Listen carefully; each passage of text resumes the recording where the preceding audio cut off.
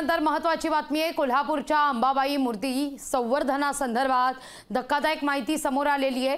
मूर्ती संवर्धनानंतरही मूर्तीची झीज ही कायमच आहे। रासायनिक संवर्धनानंतरही झीज झाल्याचं तज्ञांचं मत आहे। संवर्धनाचे थर निघत असल्याचं तज्ञ म्हणतात।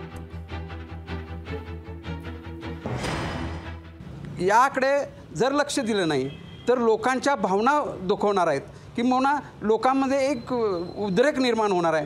तात्काळ जिल्हा प्रशासनानं यावर लक्ष घालणं आवश्यक आहे। जो काही त्यांनी स्वतःच्या अधिकाराचा वापर करून रातोरात त्या मूर्तीवर लेप दिला, तो लेपसुद्धा चुकीचा होता, ते वापरलेलं द्रव्य चुकीचं होतं, हे या अहवालात आलेलं आहे। त्यामुळे नेमकं जबाबदार कोण, या जबाबदार अधिकाऱ्यांना यामध्ये कोर्टात आम्ही खेचत आहोत आणि योग्य तो त्यांच्यावर कारवाई होईल ही अपेक्षा आहे। मूर्तीच्या अंगावरती गेलेल्या साहित्याला गेलेल्या तड्यांमुळे पुन्हा एकदा हा सगळा 15 साली दिलेल्या संवर्धन प्रक्रियेमध्ये दिलेला लेप उतरवून त्यावरती जे तडे गेलेत ते पुन्हा इथिल सिलिकेटच्या द्रव्याच्या साहाय्याने भरून घ्यायचे आणि त्याच्यानंतर एक संरक्षक कोट मूर्तीवरती पुन्हा एकदा द्यावा, अशा प्रकारची सूचना या तज्ञांनी केली। त्याचबरोबर गाभाऱ्यामधली आर्द्रता, तापमान याच्यावरती नियंत्रण ठेवणं, मूर्तीवरती स्नान न घालता स्पंजिंगनं त्याचं स्नान करणं, अशा प्रकारच्या अनेक त्यांनी सुधारण्याचे उपायही सुचवलेले आहेत। पण एकूणच मूर्तीची अवस्था बघता या सगळ्या गोष्टी तातडीनं अंमलात येणं गरजेचं आहे।